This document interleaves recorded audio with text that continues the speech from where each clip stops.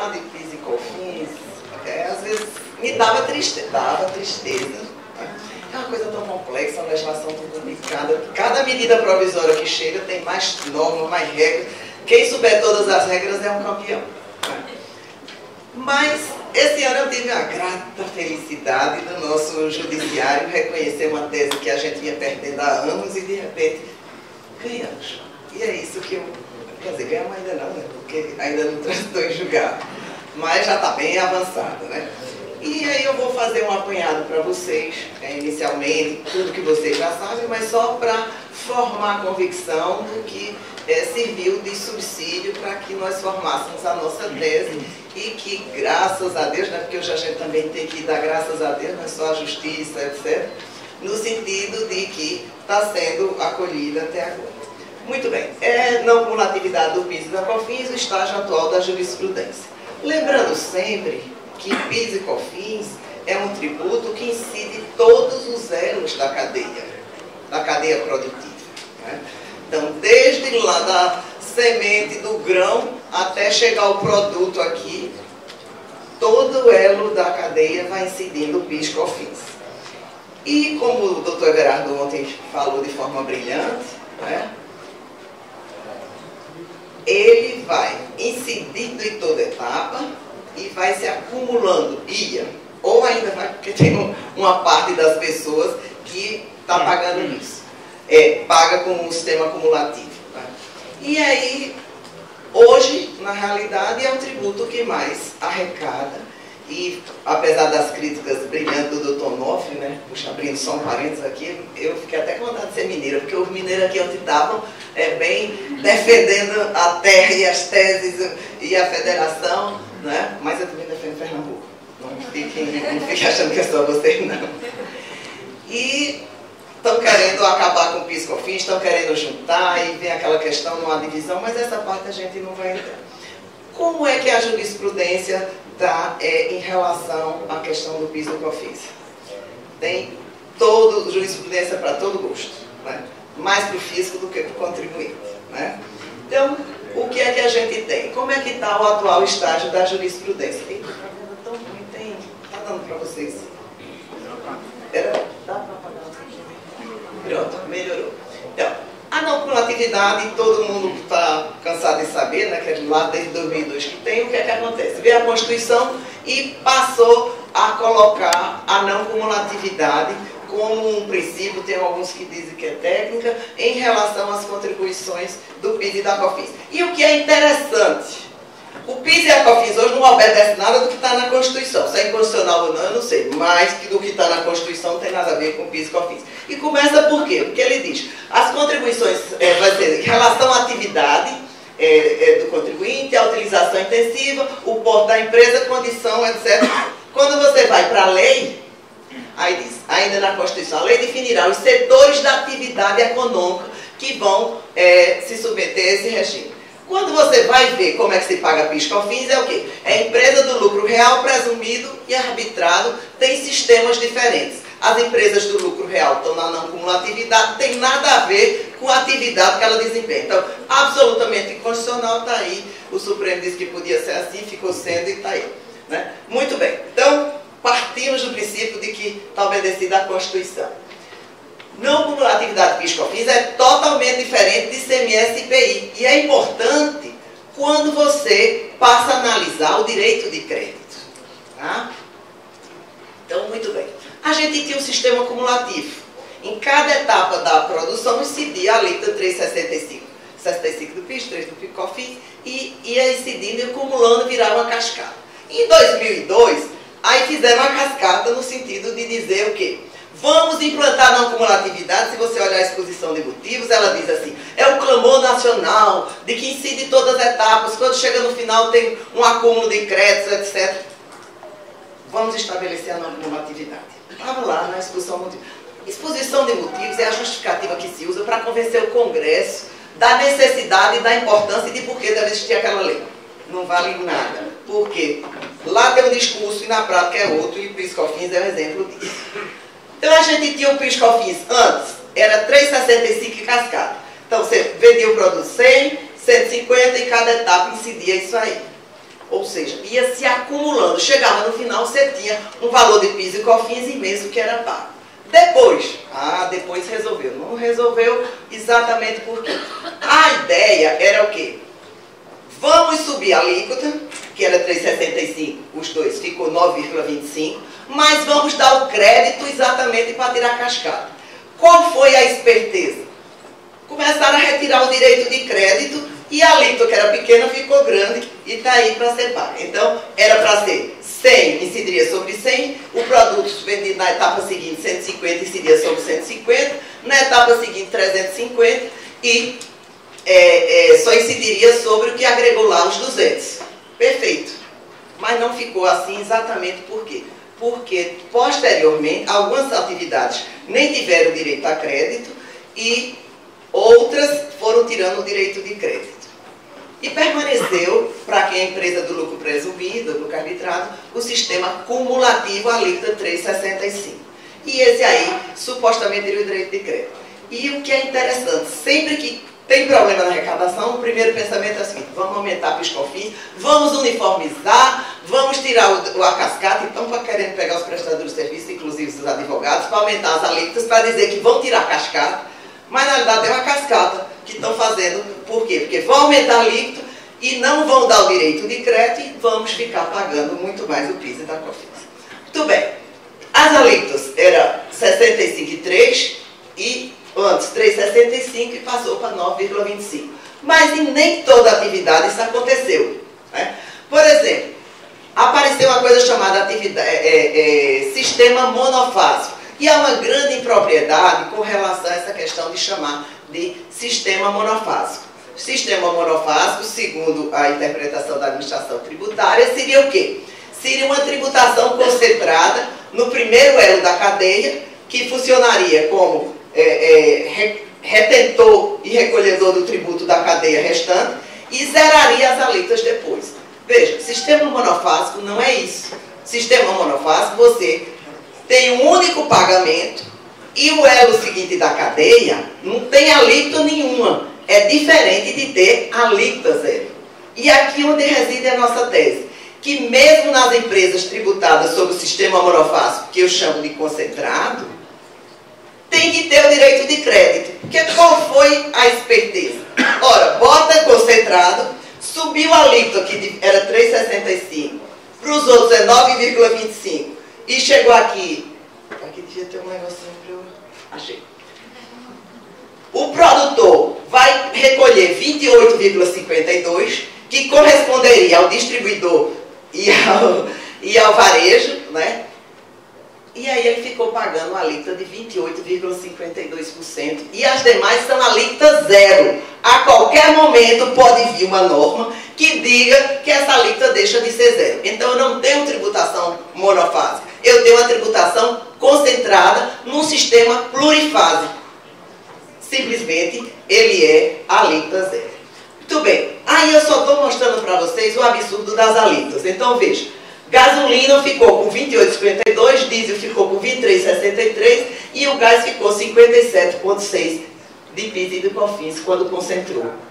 E sem direito praticamente a nenhum crédito. E mais, o judiciário teve um momento que dizia que não tinha direito de crédito nenhum. É aqui onde a nossa tese, graças a Deus, está sendo vitoriosa, no sentido de reconhecer que tem sim direito a crédito essas atividades, essas empresas que supostamente estariam sob o sistema monofásico, que seria remédios, higiene e limpeza, gasolina, automóveis, que estariam nesse sistema monofásico, e eu chamo concentrado, e mesmo estando nesse sistema, onde a indústria ela vai fazer a arrecadação de todo o elo da cadeia, tá certo?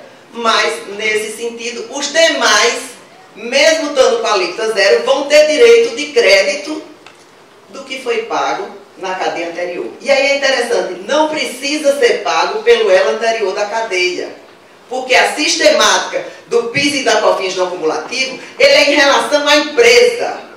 Eu estou no lucro real, estou no sistema não cumulativo, eu vou recolher a alíquota majorada do PIS e da COFINS e vou me creditar do quê? De todo o insumo, de tudo que entra na minha produção, todos os gastos, que já pagaram PIS/COFINS exatamente para retirar cascata. Senão, eu não tenho um sistema não cumulativo, eu vou ter um sistema que acumula o pagamento dos valores, né? Muito bem. Existe o sistema monofásico na própria Constituição, e ele diz que vai ser tributado uma única vez. E qual é o sistema que eu tenho? Eu tenho isso na gasolina de avião, tá? Então, hoje...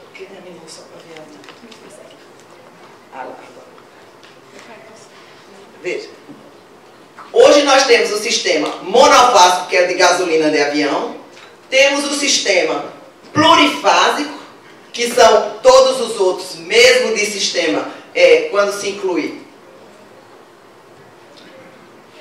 naquele sistema da tributação concentrada, que a administração chama monofásico. Nossa, minha filha, eu comecei a falar, agora já vou 10 minutos. E aí nós temos o seguinte, o plurifásico. E aí é importantíssimo você ver o seguinte, existe o sistema alíquota zero, existe o sistema não tributável, tem uma série de regras aí que depois vocês podem até anotar para pesquisar. Monofásico só existe aquele que a própria Constituição prevê, todos os outros são plurifásicos. Agora, plurifásico pode ter concentração de uma única retenção do tributo no primeiro elo da cadeia e os demais estarem zerados. Mas os zerados terão direito ao creditamento sim. Apareceu em 2004, e aí havia aquela dúvida, pode ou não se creditar quem está no sistema dito monofásico. Vamos esquecer que monofásico é só gasolina, vamos usar a terminologia que a administração tributária usa por plurifásico como monofásico, tá? Aí veio essa lei expressamente dizer o seguinte, as empresas do monofásico terão direito a crédito. Ela foi muito clara, tá? Inclusive, e aí isso é interessante porque o STJ no primeiro momento equivocou-se, data máxima venha, em considerar que essa regra, como tratava de reporto, era só para reporto. Eu vou mostrar para vocês rapidamente um caso onde ele dizia, essa regra de poder considerar crédito é só do reporto, porque a medida provisória é do reporto. E aí vejam que coisa interessante. Ora, se a medida provisória só trata de reporto, tem uma regra de compensação de crédito para PIS/COFINS, só se aplica para reporto, porque uma medida provisória pela Lei Complementar 95, que trata de como fazer leis, diz que é só assim. Eu achei interessantíssimo, porque a lei mais prostituída e descumprida no Brasil é a Lei Complementar 95. Ninguém obedece àquela lei para fazer lei nenhuma. E medida provisória, tem até aquelas emendas que o atual presidente, que era o presidente da Câmara na época, chamava medida provisória prostituta. Jabuti. Não, ele não, tá? Aí a medida provisória é cheia de jabuti. E toda medida provisória tem um artigo de PIS e da COFINS. Muito bem. Mas a própria exposição de motivos diz o seguinte, esse artigo 16 da medida provisória, que virou 17 quando foi transformado em lei, ele é para esclarecer a questão que existe dúvida sobre o PIS e COFINS. Aí vamos lá para o artigo 17. O artigo 17 diz exatamente, vendas efetuadas com suspensão e isenção alíquota zero, que no caso é alíquota zero, né? Não incidência das contribuições para o PIS e da COFINS. Não impede a manutenção de crédito. Vocês estão lendo ali que mantém o crédito? Eu também estou lendo, então eu não tenho dúvida que mesmo quando se vende produto alíquota zero, ou seja, em que o primeiro elo da cadeia fez a retenção no alíquota super majorada, os elos seguintes vão ter direito sim ao creditamento. Muito bem. E aí a própria Receita Federal saiu com uma série de normas dizendo que podia manter créditos. Veja, ela disse, pode manter crédito, mas só pode manter crédito de frete. Aí começou a dizer qual crédito que podia ser mantido. Numa escolha arbitrária, sem base legal, do que pode compensar ou não. Tá? Aí tem solução de consultas, tá? Ele dizendo que sistema monofásico pode ter direito a crédito. Isso por quê? Porque você vai ver as primeiras decisões do STJ, que ele dizia que a medida provisória era do reporto, portanto não dava direito de crédito a nenhuma outra empresa que não fosse do reporto. Não tem direito de crédito nenhum. Ora, a própria Receita Federal saiu dizendo que tinha direito de crédito em várias soluções de consulta, só que ela saiu escolhendo o crédito que ela queria. Tem a declaração normativa, isso aí depois vocês lêem em casa, hoje à noite, em vez de ir para a festa em Minas Gerais, vocês vão ler. Vocês viram porque realmente vocês vão ficar lendo hoje à noite. Né? E aí, posteriormente, apareceram duas medidas provisórias para extinguir essa possibilidade de creditamento.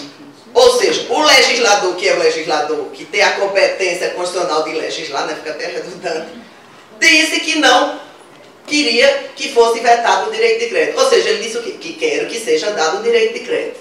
Mas nem a Receita Federal admite, nem o STJ até o momento. Até o momento não, começo do ano. Bom, aqui a gente está trazendo o ato declaratório interpretativo da Receita, onde ela diz que tomada de crédito independe da forma de tributação do vendedor. É importantíssimo, porque qualquer pessoa que adquire, ela vai poder compensar o crédito, se ela tiver na não cumulatividade. Independe se quem vendeu foi do simples, se quem vendeu foi do lucro presumido, e independe se foi o elo da cadeia que devia fazer a retenção. Por quê? Porque o crédito é o sistema não cumulativo em relação à pessoa que é tributada com base no lucro real. Não interessa em que momento do elo da cadeia ela esteja. Muito bem. Aí nós tivemos essa primeira decisão, que foi nesse agravo no hospital, onde eles dizem exatamente aquilo. Empresas aquele artigo 17 daquela lei, que dá direito de creditamento, é só para a empresa do reporto. E aí dizia que sistema monofásico não dá direito a creditamento nenhum. Ou seja, o maior engano que nós tivemos foi fazer uma medida provisória para a não cumulatividade. Não cumulatividade pressupõe compensação de crédito, senão ele é cumulatividade. Mas aí passou bastante tempo, hoje ainda na segunda turma lá do STJ ainda permanece, mas na primeira, graças a Deus, mudou isso aí. E mudou em junho de 2017. Eu tinha vários processos no CAF e perdendo, já estava até com vergonha de ir lá perder. Né? Quando aconteceu o seguinte, eu verifiquei que era até um advogado, o doutor Bruno Monteiro, lá de Recife, que estava com um processo lá, e outro colega que estava com o processo da Pagamentos e da Federal, que é empresa de petróleo. Aí eu corri lá e disse, amigo, tu quer perder só, vamos tentar ganhar junto. Eles vão tentar ganhar junto, claro. Nos juntamos e saímos fazendo parecer, fazendo um boca a boca. Conseguimos reverter já hoje na segunda turma lá do STJ. Né? Então, hoje é permitir, eles estão admitindo sim, a Fazenda já entrou com embargo de divergência, né? Vamos agora para a sessão para ver o que é que acontece, mas é permitido sim no sistema monofásico que tenha direito de crédito. Né? E aí ele se funda exatamente naquele artigo 17 que não abriu exceção. Diz o seguinte, empresa que vende produto alíquota zero tem direito de creditamento, ponto final. Tem um voto brilhante do ministro Napoleão, que não é nosso conterrâneo, mas ela perto, era do nosso TRF5, que ele também defendia sozinho, mas hoje já conseguiu que todo mundo lá daquela turma aderisse também à ideia dele, né? Depois vocês perguntam nisso aí. A ministra Regina Helena Costa, que deu um voto brilhantíssimo, e ela entende bastante do assunto, reconhecendo que não cumulatividade pressupõe compensação de crédito. Eu não posso dizer que eu tenho um sistema não cumulativo e quando eu não acredito eu estou acumulando. E como a alíquota é muito maior, vocês viram como a alíquota ficou super majorada, eu teria na realidade que o aumento de tributação para fins de aumento de arrecadação, que é o que estão querendo fazer agora de novo. Tá? Mas vamos deixar o futuro e vamos pegar aqui. Então, nesse caso aqui eles dizem, sistema monofásico pode sim compensar créditos na aquisição dos produtos, independentemente de quando ele adquiriu, se a alíquota dele é zero, se ele está no sistema não cumulativo, que é tributado pelo lucro real, ele tem direito sim. E aí, é brilhante esse voto da ministra Regina Helena, foi interessante que quando chegou lá, ela tem um livro, eu disse, vamos pegar o livro da ministra para ver o que é que ela diz. Aí tinha lá o capítulo, o que é que nós fizemos? Pegamos logo, transcrevemos aquele pedacinho lá, botamos no memorial.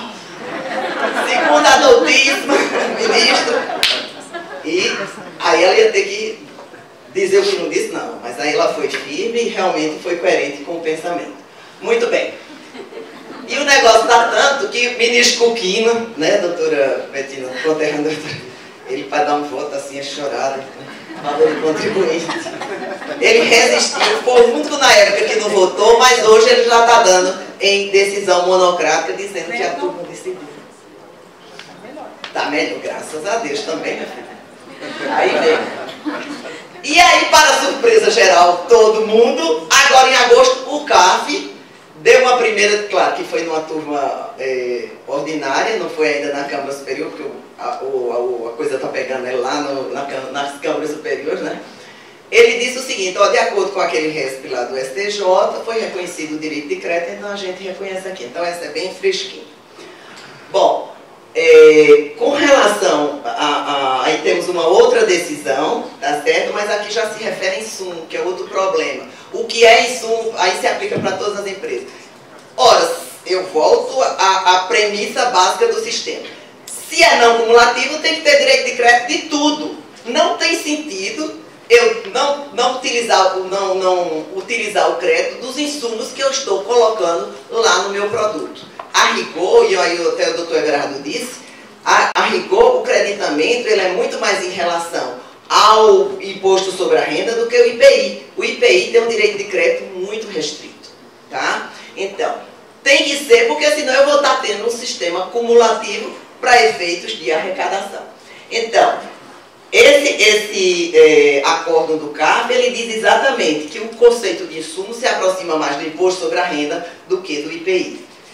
Aqui nós temos um recente da Câmara Superior de Recursos Fiscais, que ele diz que para se creditar da COFINS em relação à aquisição de bens, em regime não cumulativo, deve o contribuinte provar que aquele produto entrou no custo. Eu acho que está um pouco restritivo aí. Por quê? Porque eu vou ter que provar que ele daria. E aí vem o conceito. Produto de limpeza num frigorífico. Ele entra no produto, não, vocês já viram o carro inteiro, produto de limpeza dentro? Claro que não. Mas vocês já viram o frigorífico que não usa produto de limpeza para limpar carro? Pelo amor de Deus, a gente ia morrer de infecção, né? Então, veja só. O produto não precisa estar integrado dentro, o insumo não precisa estar integrado dentro do produto. Ele é consumido e utilizado para que eu tenha aquele produto final. Esse deve ser o raciocínio. E aí é interessante que às vezes a gente não acredita nas teses. Eu não gosto muito de tese, que tese parece coisa assim de gente que não sabe o que quer e vai tentar qualquer coisa. Mas essa daí me deu um alento. Agora quando eu pensar que existe alguma coisa, eu vou botar fé. Pode passar 10 anos, 15 anos, né? Vocês estarem todos velhinhos aí, aqui assistindo as palestras. E eu jovem, claro. Né? Mas vamos acreditar. Pode ser que um dia, essa daqui mesmo, faz exatamente 12 anos que a gente começou, né? E agora está pegando. Então, insumo, tem essa decisão aí. E hoje esse tema está em repercussão geral no Supremo. O Ministério Público já disse, ó, esse tema não é de Supremo não, esse tema é infralegal, vai lá. Aí eu fiquei morrendo de medo, sabe por quê? Lembra da história PIS/COFINS de Sociedade de Advogado, né? O Supremo virou e disse, ó, essa matéria não é de Supremo, é de STJ. Aí o STJ fez uma súmula. Aí depois o Supremo disse, ó, traz para cá de volta o processo que isso é assunto de Supremo. Desfez tudo e tem nego até hoje pagando esse COFINS. Bom, então só para a gente dar um fechamento, eu entendo sim, com relação ao PIS/COFINS monofásico, que a gente está conseguindo essa evolução no entendimento, tá? Se é uma empresa tributada pelo lucro real, se havia um sistema que proibia o creditamento na lei, mas posteriormente apareceu uma outra lei, que é aquele artigo 17, da lei 11.033, né? Que disse que empresas que vendem produtos com alíquota zero têm direito de creditamento, a nossa conclusão só poderá ser o quê? Aqui ainda coloco que foram feitas 2 medidas provisórias para revogar aquele artigo 17 e não foi revogado, ou seja, o legislador quis sim dar o direito de crédito. Então, logo, tem que ser, respeitando o arcabouço jurídico, nossa ordem jurídica, tem que ser reconhecido o direito de crédito sempre para a empresa que está no sistema não cumulativo. Então, esse era o espírito do sistema novo, lá em 2002, quando foi introduzida a não cumulatividade. E a gente tem que brigar por isso. Porque se você disser, não, o decreto, outro dia eu estava em reunião com um cliente aqui, ele dizia, não, porque o decreto? Eu disse, o que, menino? Não me fala em decreto. Está na lei? Não, então acabou-se. Meu negócio é lei. Ah, mas... Sim, aí vamos agora brigar lá no Supremo, no STJ, se o que vale é a lei. Bom, gente, então, eu gosto sempre de me lembrar do ex-ministro Dornelles, onde ele dizia sempre o seguinte: fui autor e nunca fui preso de vários tributos inconstitucionais, pois em época de emergência a gente cria mesmo. Ou seja, não é porque está na lei que é constitucional e é devido. Por isso que a gente tem sim que brigar e se posicionar, porque, no fundo, várias leis são inconstitucionais com intuito imediato de arrecadar, que é o que eu estou enxergando hoje nessa reforma tributária. E aqui para vocês ficarem morrendo de inveja. Obrigada pela paciência. Isso é nosso Porto de Galinhas. Sol, mar, praia, camarão frito, caipira.